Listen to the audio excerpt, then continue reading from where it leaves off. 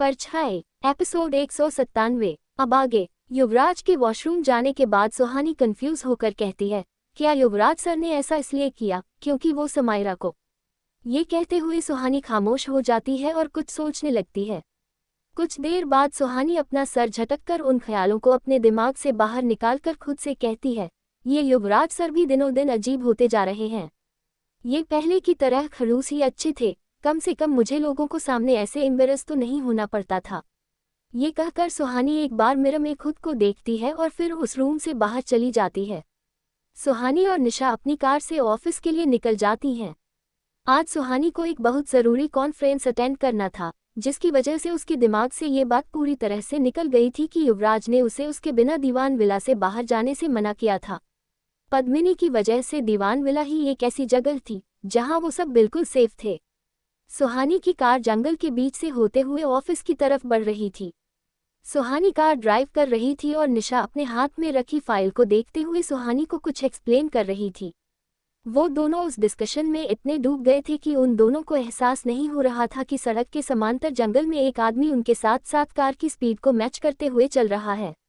वो आदमी और कोई नहीं, उस साय का एक रक्षक था जो सुहानी को पकड़कर उस साय के पास लेकर जाने वाला था।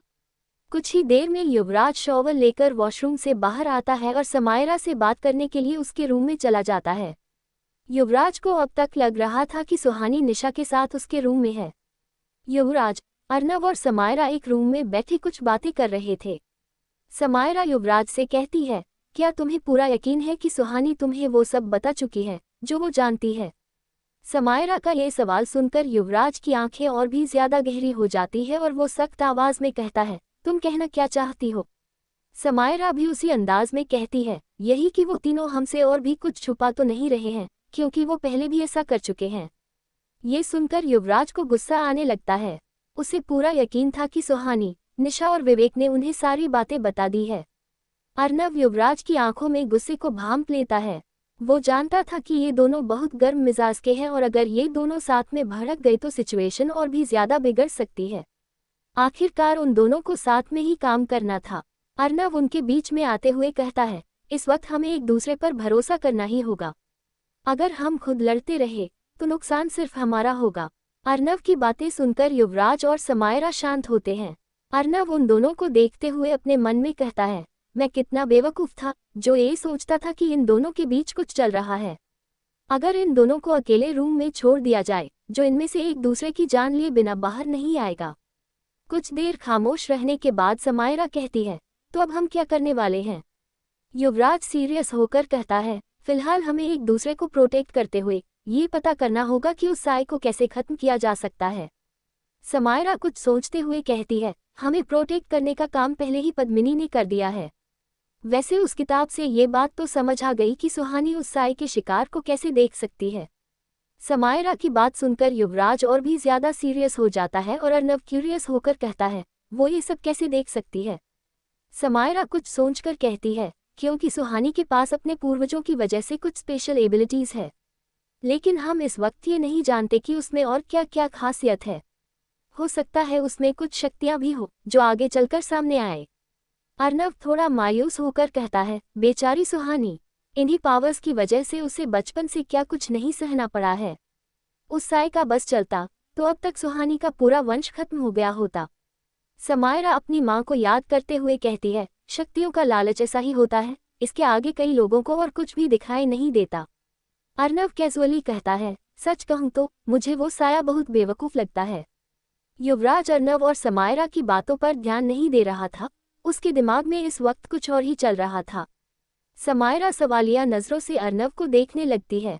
अर्नव आगे कहता है, अरे तुम हो सोचो, आखिर वो साया सुहानी को मारना ही क्यों चाहता है? उसे ज्यादा खतरा तो युवराज से है और युवराज की शक्तियां सुहानी कंट्रोल कर सकती है। अर्नव के ऐसा कहते ही युवराज संजीदगी के साथ उसकी तरफ देखने लगता है। उसे समझ आ गया था कि अर्नव क्या कहना चाहता है, लेकिन समायरा कुछ समझ नहीं पाती। समायरा कंफ्यूज होकर अर्नव से कहती है, क्या मतलब? अर्नव समायरा को समझाते हुए कहता है, अगर मैं उस साय की जगह होता तो सुहानी को मारता नहीं बल्कि उसे अपने पास रखता। और जबकि सुहानी सबसे ज्यादा युवराज की एनर्जी को कंट्रोल कर पाती है, तो मैं सुहानी की मदद से युवराज को बहुत कमजोर कर देता या शायद मार भी देता। समायरा को भी अब अर्नव की बात अच्छे से समझ आ जाती है और वो हैरान होकर कुछ सोचने लगती है। अर्नव आगे कहता है, और उसके पास तो और भी रक्षक होंगे, तो मैं उन रक्षकों को एक्टिव भी कर देता, इससे मेरा काम और भी आसान हो जाता। इस गेम में सुहानी ट्रम्प कार्ड है, वो जिसके भी साइड होगी, जाहिर सी बात है उसका पलड़ा भारी होगा। सारी बातें सुनकर समायरा हैरानी के साथ युवराज से कहती है, अगर वो साया सच में सुहानी को मारना चाहता था तो उसने सुहानी पर फिर से हमला क्यों नहीं किया। युवराज कहता है, उस दिन वो औरत भी सिर्फ पद्मिनी को ही लेने आए थी। वो चाहती तो सुहानी को मारने की कोशिश कर सकती थी, लेकिन उसने ऐसा नहीं किया। समायरा कहती है, इसका मतलब? अर्नव भी हैरानी के साथ आगे कहता है, मतलब वो साया बेवकूफ़ नहीं है, वो बिल्कुल ऐसा ही करने वाला है। अर्नव के ऐसा कहते ही युवराज के दिल की धड़कन तेज हो जाती है। तभी विवेक किसी काम से वहां आ जाता है। विवेक को देखकर युवराज कहता है, क्या सुहानी ऑफिस जाने के लिए रेडी है? विवेक कंफ्यूज होकर कहता है, युवराज सर, सुहानी तो निशा के साथ कब का ऑफिस जा चुकी है। विवेक की बात सुनकर युवराज के एक्सप्रेशन और भी ज्यादा सख्त हो जाते हैं और वो तेजी से उस रूम से बाहर चला जाता है। अर्नव और समायरा भी सुहानी के लिए काफी परेशान थे, वहीं विवेक को कुछ भी समझ नहीं आ रहा था। युवराज अपनी कार में बैठकर उसे पूरी स्पीड से सुहानी की ऑफिस की तरफ बढ़ा देता है। इधर सुहानी कॉन्फ्रेंस रूम में स्टेज पर अपनी स्पीच दे रही थी। उस कॉन्फ्रेंस रूम में लगभग 100 लोग थे जो सुहानी की स्पीच बड़े गौर से सुन रहे थे। उस कॉन्फ्रेंस रूम की लास्ट सीट पर वही आदमी बैठा था जो सुहानी का पीछा करते हुए यहाँ तक आया था। वो एकटक सुहानी को ही देख रहा था और पूरी तैयारी में था। वो सुहानी को देखते हुए अपनी कलाई धीरे धीरे घुमा रहा था और उसकी कलाई की चारों तरफ एक अजीब सी रोशनी थी। सुहानी अपनी स्पीच दे ही रही थी, तभी अचानक से एक जोर की आवाज़ के साथ कॉन्फ्रेंस हॉल का बड़ा सा दरवाज़ा खुलता है। वो आवाज़ सुनकर सभी की नज़र सुहानी से उस दरवाजे की तरफ जाती है। सुहानी भी डर और हैरानी के साथ दरवाजे की तरफ देखने लगती है। वहाँ युवराज खड़ा था और वो बहुत ज्यादा गुस्से में लग रहा था। सुहानी वहाँ इस तरह से युवराज को देखकर हैरान रह जाती है और अगले ही पल उसे याद आता है कि युवराज ने उसे उसके बिना कहीं भी जाने से मना किया था। सुहानी को अब लगता है कि युवराज इसी वजह से गुस्से में है क्योंकि सुहानी ने उसकी बात नहीं मानी। लेकिन युवराज सिर्फ इस वजह से गुस्सा नहीं था। उस कॉन्फ्रेंस रूम का दरवाज़ा खोलते ही युवराज को एहसास हो गया था कि वहाँ कोई और भी है जो कि एक नॉर्मल इंसान नहीं है। उसे वहाँ एक स्ट्रांग डार्क एनर्जी फील हो रही थी और वो समझ गया था कि वहाँ कोई है जो सुहानी के लिए आया है। युवराज को डर था कि ऐसे और भी लोग वहाँ हो सकते हैं, इसलिए इस वक्त युवराज के लिए उसे पकड़ने से ज्यादा सुहानी को यहाँ से सेफली निकालना जरूरी लग रहा था। युवराज को देखकर वो आदमी भी अलर्ट हो जाता है। उसे पहले ही बता दिया गया था कि युवराज क्या चीज़ है। सुहानी भी युवराज को इतने गुस्से में देखकर काफी डर जाती है। युवराज सुहानी को देखते हुए गुस्से से कहता है, गेट आउट। ये कहकर युवराज कॉन्फ्रेंस रूम में बैठे लोगों को देखकर आगे कहता है, एवरीवन। युवराज को गुस्से में देखकर पहले ही वहां सब लोग काफी डर गए थे, इसलिए युवराज के कहने पर सभी वहां से जाने लगते हैं। तभी युवराज की नज़र किसी पर पड़ती है और उसकी आंखें छोटी हो जाती है। ये वही आदमी था जो आज सुहानी का पीछा कर रहा था। युवराज देखता है कि वो एक पल कॉन्फ्रेंस रूम की लास्ट सीट पर था, दूसरे पल फ्रंट सीट के पास और फिर वहां से गायब हो जाता है। वो बड़ी तेजी से उस भीड़ का सहारा लेकर भाग जाता है और कुछ ही देर में पूरा कॉन्फ्रेंस हॉल खाली हो जाता है। युवराज को इस वक्त सुहानी पर भी बहुत ज्यादा गुस्सा आ रहा था। उसका दिमाग न चाहते हुए भी बार बार ये इमेजिन कर रहा था कि अगर वो अभी यहाँ नहीं आता तो सुहानी के साथ क्या हो सकता था, और यही सोच सोचकर वो और भी ज्यादा बेचैन हो रहा था। युवराज गुस्से में सुहानी के पास जाता है और उसकी दोनों हाथों को कसकर पकड़ते हुए गुस्से से उसकी आंखों में देखते हुए कहता है, मैंने कहा था ना कि मेरे बिना घर से बाहर मत जाना, तो फिर क्यों आए हो यहाँ? आखिरी लाइन युवराज ने गुस्से में चिल्लाते हुए कही थी। ये कहते हुए युवराज के आंखों की पुतलियां एक बार लाल तो एक बार काली हो रही थी। गुस्से में वो खुद को कंट्रोल नहीं कर पा रहा था। युवराज के चिल्लाने पर सुहानी बुरी तरह से डर जाती है। डर की वजह से उसकी मुंह से एक शब्द भी नहीं निकल रहा था। युवराज ने सुहानी की बाहों को इतना कसकर पकड़ा था कि उसे बहुत ज्यादा दर्द हो रहा था, लेकिन डर से वो ये भी नहीं कह पा रही थी। इसके बाद युवराज सुहानी का हाथ पकड़कर उसे खींचते हुए अपने साथ ले जाने लगता है। जैसे ही वो दोनों कॉन्फ्रेंस रूम से बाहर आते हैं, युवराज को अपने सामने निशा दिखाई देती है, जो शायद कॉन्फ्रेंस रूम की तरफ ही आ रही थी। युवराज को गुस्से में देखकर वो भी वहीं रुक जाती है। युवराज निशा के सामने रुककर उससे कहता है, तो अब तुम घर चल रही हो या तुम्हें भी इसकी तरह मरने की बहुत जल्दी है। ये कहकर युवराज सुहानी का हाथ थामे हुए युवराज वहां से बाहर निकल जाता है और निशा भी उन दोनों के पीछे पीछे जाने लगती है। सड़क पर युवराज की कार तेजी से दीवान विला की तरफ बढ़ रही थी। युवराज अभी भी बड़े गुस्से में अपनी कार ड्राइव कर रहा था। सुहानी युवराज के पास वाली सीट पर बैठी थी और निशा पीछे।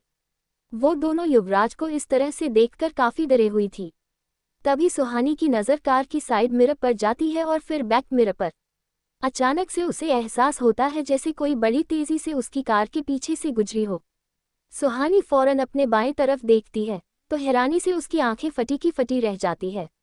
वो देखती है कि कोई चीज़ जंगल के अंदर उसने साथ साथ आगे बढ़ रही थी। वो चीज़ और कोई नहीं वही आदमी था जो सुहानी को लेने आया था। वो इतना तेज था कि सुहानी ठीक से कुछ समझ नहीं पा रही थी। उस आदमी को सिर्फ सुहानी ही देख पा रही थी, लेकिन सुहानी को लग रहा था कि युवराज भी उसे देख सकता है। अब सुहानी को समझ आ रहा था कि युवराज उससे इतना ज्यादा गुस्सा क्यों है। कुछ ही देर में युवराज दीवान विला पहुंचता है और निशा और सुहानी के उतरते ही वो फिर से बाहर चला जाता है। सुहानी मायूस होकर युवराज को जाते हुए बस देखती रह जाती है। रात के 12 बजे थे। सुहानी अपने बेडरूम में बेचैन होकर इधर से उधर चल रही थी। युवराज अब तक घर नहीं आया था। सुहानी परेशान होकर बार बार उसे कॉल कर रही थी, लेकिन वो कॉल आंसर नहीं कर रहा था। सुहानी को युवराज की बहुत फिक्र हो रही थी, लेकिन उसे समझ नहीं आ रहा था कि वो क्या करे। सुहानी फिर से घर से बाहर निकलकर युवराज को नाराज करना नहीं चाहती थी। हालांकि उसे पता था कि युवराज अपने उस कवच पर अपनी शक्तियों की वजह से सेफ है, लेकिन फिर भी उसका मन बहुत घबरा रहा था।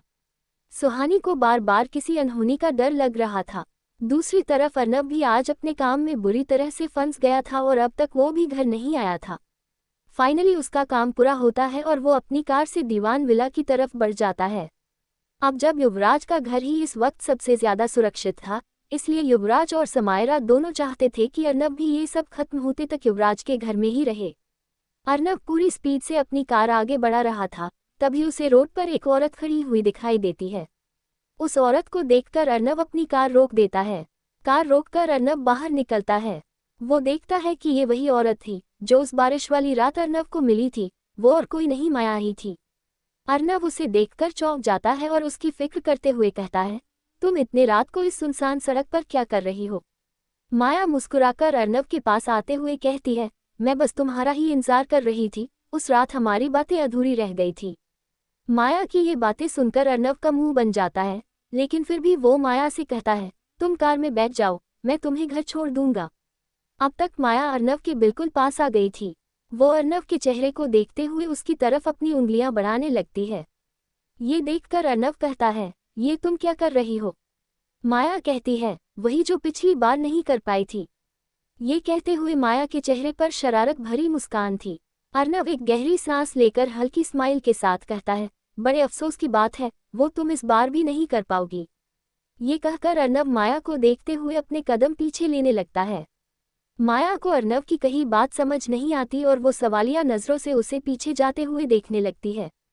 तभी माया को पीछे से एक आवाज सुनाई देती है, दीदी, ज्यादा दिमाग मत लगाओ, हुआ ये है कि इस बार तुम हमारे जाल में फंस गई हो। ये सुनते ही माया के चेहरे के भाव बदल जाते हैं और वो फौरन पीछे मुड़कर देखती है। माया के ठीक पीछे विवेक खड़ा उसे घूर रहा था। इसके बाद माया अपने दाएं तरफ देखती है और वहां देखकर उसकी आंखें हैरानी से बड़ी हो जाती है। युवराज और समायरा चलते हुए उसके पास ही आ रहे थे। आगे की स्टोरी के लिए कमेंट कीजिए।